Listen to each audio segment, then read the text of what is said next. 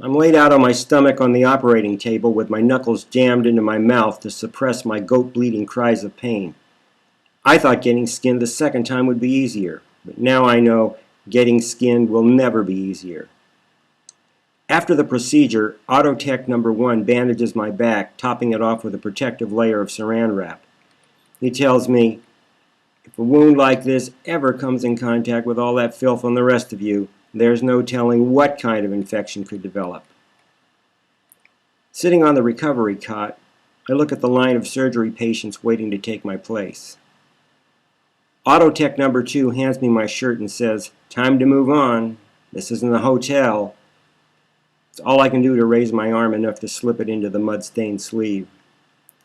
Sliding my toes into my shoes, I discover that bending over to tie them is more than I can handle. I'm handed my wad of money in a Ziploc bag and walk out of better barter with my shoelaces trailing. 27,000 and odd chump change. Hopefully it will be enough to cover airfare, taxi, a bath, clean clothes, and maybe a snack for the flight. But if I had to do this all over again, I don't know. Out on the sidewalk, I hold myself rigid, trying to maintain a safe distance from the bumpus pedestrians. I squint at my reflection in a store window. Soiled gingerbread man goes to the mall. Massive condensers suck in vain at the wet air inside El Mercado as whale-sized vents spew the still humid mix back into the environment. A sign on an air conditioning tube reads, "Personal Steam Cleaning." I follow the man-high conduit as it snakes through alleyways, finally terminating in a jury-rigged enclosure with a shower curtain for a front door. Another sign says, "Clean thyself." I open the curtain and a waterlogged old woman asks me if I want a steam job. I point to my clothes. She tells me, "Hey, steam is steam, but it'll cost you extra for soap and rinse water." She pulls aside another curtain and I'm enveloped in a swirling mist. Drip drying my cleaned up self and clothes in front of a mirror, I look almost respectable, except for the cuts and scrapes decorating my face behind the X mark. The flea market may have transformed itself into El Mercado, but the geekery is still the geekery. It seems that contrary to every human advancement, there is always someone hell-bent on proving things will forever stay the same. One thing is for sure, wherever there are people, no matter how fine the megaplex, there will always be those who hunger for self-destruction. Like this woman, standing in a basin of gasoline, holding her copious tresses at arm's length as she waves the flame of her Bic beneath the crackling tips of hair. A handwritten sign around her neck challenges passers-by, "You just dare me." A few paces farther along, a man in a prayer shawl inscribes Hebrew characters on his forearm with a stainless steel straight razor. The text is composed of verses illuminated with vines, leaves, and flowers. He blots the trickle of blood as he works. He tells me, "It's performance art." I ask him what the text says. It's from Genesis. "Then the eyes of both of them were opened, and they realized they were naked." I call this piece The Great Awakening. But what it says isn't the point. What I'm trying to convey here is just the doing of it. He wends the razor cut of a sinuous stem down his forearm. Near the wrist he stops the incision and asks me, "How deep do you think I can cut right here?" I tell him, "I wouldn't if I were you." He says, "I figure that any more than a 64th of an inch. End of show." The question is, can I finish the picture without destroying the canvas? It would be a real shame not to complete this picture, but you never know. He asks me, "So what do you think?" I tell him, "I have to catch a plane." Oh man, there's the old wooden cross. A sign on an empty folding chair reads, "Temporarily out of service." One thing's for sure, If there's anything in this world too unspeakable for people to do to themselves, they will always find somebody else to do it to. Stripped of skin and self-confidence, I clutch my money bag to my chest and call Suborbital Spaceways. Book me a one-way ticket to Porto Novo. Finally inside the spaceport, I leave the suborbital counter with my boarding pass, take a seat in the waiting area, and check InVision for the current time. 11:12 a.m. and departing time 12:10 p.m. In spite of the pain, I slump in the hard plastic chair as I get a call from Game Helper reminding me, "Vinny, you have unfinished business. Millions of viewers are waiting." Like a strung-out geek, I obey and continue stalking justice. Suspect, Dr. Bull. Level 7, retribution. Location, courtroom. The whole gang's here. Me, the jury of 12 me's, Prosecutor Hammerman, and the Bullman defending himself. I'm thinking, just look at this guy, all arrogant in that flowered shirt and black hood. Just the look of him is making me angry. Who does he think he is? I mean, what's he trying to prove? The auto clerk says, "The defendant will rise." After an uncomfortable silence, he says to me, "Your Honor?" I ask the auto clerk, "What?" He whispers in my ear, "Just repeat after me." I listen and address the defendant. "Dr. Bull, a jury of your peers, my peers, in fact, all of our peers, have found you guilty as charged of the following crimes: considering mayhem, talking about it, maybe even doing it, and doing it on a massive scale, given half a chance. In summary, you have been found guilty of mayhem in the first degree. Do you have anything to say before I pronounce sentence?" "Your Honor, I just want to remind everybody that I'm Dr. Bull, pure bull, and there's no bull about me. So go on. Say what you got to say and do what you got to do, since that's what we're here for." I continue to repeat what the auto clerk tells me to say. In accordance with Rule 32, the consumer of stalking justice gets to choose the sentence. Then I ask the auto clerk, "Who is the consumer in this case?" "You are the consumer, Your Honor." Isn't that a little skewed? Hammerman says, "Your Honor, can we meet in chambers?" In my simulated Rosewood office, I look across my car-sized desk at the defendant and Hammerman. The DA explains, according to Rule 32, it's the duty of the consumer to pass sentence on the defendant. I tell him, "But I'm the judge." Hammerman says, "That's right. In this game, you are the judge, jury, and the consumer. No matter how you slice it, you're the main man, numero uno." Since this is my first time as a consumer in this capacity, I ask the district attorney to refresh me on the sentencing guidelines. "This is a capital case, Your Honor. The punishment options are lethal injection, lethal asphyxiation, lethal strangulation, lethal mutilation, lethal crucifixion, lethal submersion, firing squad, or you can make up some other lethal punishment as long as it's in keeping with the spirit of the guidelines." "And what if I don't want to choose how to kill him?"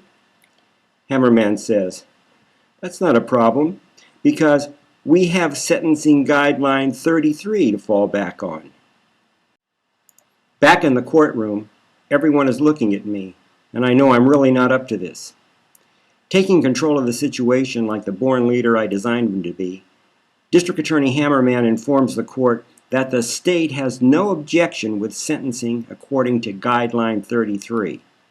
He explains, "At the discretion of the consumer, the defendant is granted the privilege of choosing his own punishment, so long as it's in accordance with the guidelines. The auto clerk instructs me to tell the defendant to rise, and I say, "Having been found guilty of the capital crime of mayhem in the first degree, you have the right to select from one of the following sentences." And I run down the list: lethal injection, yada yada yada. I must have fallen asleep. I open my eyes in the spaceport terminal. I check the time. 11:32 a.m. Departure, 12:10 p.m. I don't like the way the game is going, but however it turns out, just 22 minutes more and I'm out of here, no matter what.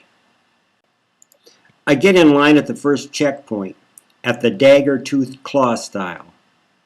Not far beyond is the second and final claw style, guarding the ramp that will lead me out of this world of woe and onto my suborbital. No farther away now than I could throw a baseball. I put my Ziploc in a plastic bucket and watch it pass through the threat scanner. Walking through the scanner frame myself, I trigger the alarm. An auto inspector says, "Step into the personal inspection area." Time, 11:49 a.m. Departure, 12:10 p.m. I sit alone behind the bars, watching while others pass easily through the open-jawed gate. An auto inspector comes into my area and tells me, "Take off your shoes." Socks. Okay. Spread your toes. Take off your pants. Your shorts. Now, bend over. Farther. This might feel a little cold. Time, 11:55 and 11 seconds a.m. Departure, 12:10 p.m. Okay, now take off your shirt. What's that on your back? It looks like saran wrap. I tell the auto inspector, it is saran wrap. What's under the saran wrap? A bandage. He challenges me. Are you hiding counterband skin under that bandage? No, sir. I guarantee you that there is absolutely no skin whatsoever under that bandage. And what's under the bandage? Muscle, veins, arteries, ribs, the heart of me, just me. I am all there is under the bandage. Well, I'll have to take a look at that. And he starts to pull off the tape. Hey, that hurts like hell. And my flight is about to leave. I don't have time for this. The auto inspector tells me, I have all the time in the world. Ripping off the bandage, he says, oh my goodness, that is disgustingly gross. Naked, minus shirt and skin, I asked the auto inspector, can I go now? Okay, but let me give you some advice. If I were you, I'd get a doctor to look at that real soon, because an infection in a wound like that, well, he sticks the old tape back in place with a saran wrap hanging off of it. I know it's not cold in here. In fact, it's not cold anywhere in the world anymore, but I'm shivering like crazy.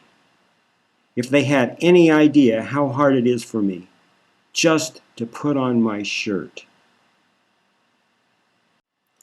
I'm almost through the first claw style when I hear yelling behind me. Thumb is shoving her way up through the line of waiting passengers, while I'm stuck between the pair of gaping jaws. Now she's right behind the guy behind me, reaching for my neck. I punch the woman in front of me, budging her just enough so I can pass through. The spiked barrier slams shut behind me. I look back through the bars and lock eyes with the she-devil, as the auto inspector orders her into the personal inspection area. I move up to the final claw style and hand my ticket to the auto agent. A warning light flashes red. The auto agent tells me, I see by that mark on your face that you're a dud. Duds don't fly. I tell him, I'm not a dud, I'm a person. I was just passed by that auto inspector right over there. He says, that was the physical inspection. This is the ID checkpoint. That dud mark tells me you're a dud. step into the personal verification area. I'm stuck in the cell next to Fum, with only bars and the grasping length of her 3 arms and stiletto fingernails separating us. Time: 12:06 and 15 seconds p.m. Departure: 12:10 p.m. I call ICE. Her pre-recorded message tells me, "Of course your call is important to me, but there's a hell of a lot going on here right now, so keep it short and maybe I'll get back to you." I leave a message. "ICE, I just want you to know that I'm coming, and just in case, because you never know what's going to happen, I just want you to know that..." The monster is reaching for me again through the bars. I pull away as far as my cage will let me. Ah, my back. I tell ICE, "Listen, you've got to know that no matter what happens to me, and I know that you know what I'm talking about." The beastly nails make scissor slices in the air an inch from my chest. I tell ICE, "Pick me up at the spaceport. Okay?" The auto inspector interrogates the beast. "What are those?" She tells him, "Rollerblades. Take off the stockings. They're pantyhose. Spread your legs." "Oh, really? You heard me. Glad to." The auto inspector says, "What the hell? You've got to be kidding. I mean, I've seen a lot, but never anything like this. Oh, man. Are you sure you're a robot?" Fum tells him, "Go on. You can touch. Yes.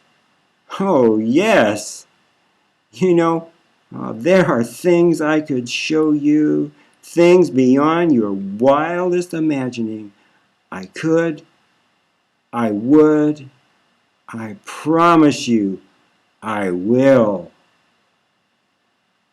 Time: 12:09:01 p.m. Departure: 12:10 p.m. In my cell, the identity agent says, "Sure, you look like a person. See here on surveillance, with that dud mark? I can't let you fly." An announcer thing appears on Public Envision. "May I have your attention? May I have your attention, please? All passengers pay attention to the following presidential announcement on News Now."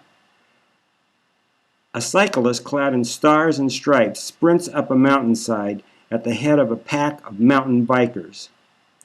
Huffing up the incline, President Hammerman announces to the mobile cam speeding with him at his side, "In the spirit of liberty and justice for all, I am pardoning all duds, and I declare the dud mark is hereby forever erased from Envision, and that all duds are recognized to be whatever they are." I watch surveillance as the dud mark disappears from my face. The barrier light in front of me flashes green, and the identity agent tells me to pass. Time: 12:09:31 p.m. Departure: 12:10. I get in line behind a doughboy man the size of a bathroom wall. As the final claw-style gapes ever closer in front of me, Fum is again plowing up through the line behind me. I shove on the fat man in front of me, but I'm stopped dead in my tracks, directly between the razor-edged spikes. Shove as I will, the line will not budge. I wedge my back against the woman to my rear and shove on the roadblock tub of lard in front of me for all I've worth, only to find myself sinking into his absorbing abundance. Now, there's only the terrified woman to shield me from the monster. I wiggle around, and planting my soul in the stomach of the unbelieving woman, I thrust my leg, wedging my wounded back into the bulk of the huffing and puffing man. If he wasn't so soft, I couldn't stand the pain. Funny things happen at the strangest times. I thrust again, and in the desperation of the moment, a new kind of music is born. The woman behind me screams in my face as the pillow man exhales. Ugh. Scream. Ugh. Scream. Ugh. Pushing for my life, the peristaltic rhythm repeats itself as though I'm a Borning. Now contorting my head this way and that, with thumbs, slicing nails, clipping my earlobe and slicing my scalp, I inch beyond the barrier as an auto agent yells, "No cyborgs beyond this point." Just as I feel I'm home free, the line stops again. And yet the wicked fingers follow me. I smell the demon breath as titanium nails extract a trickle of blood from my neck at the carotid artery. The line jerks, and the hapless wound behind me pops safely through, just as the vicious claw-style fangs slam shut, snapping the arms of my tormentor like matchsticks. The cries of the crippled beast fade as I drag myself up the ramp into the suborbital. I rest my shoulder gingerly against the backrest of my window seat. Clasping my Ziploc bag to my breast, I sleep.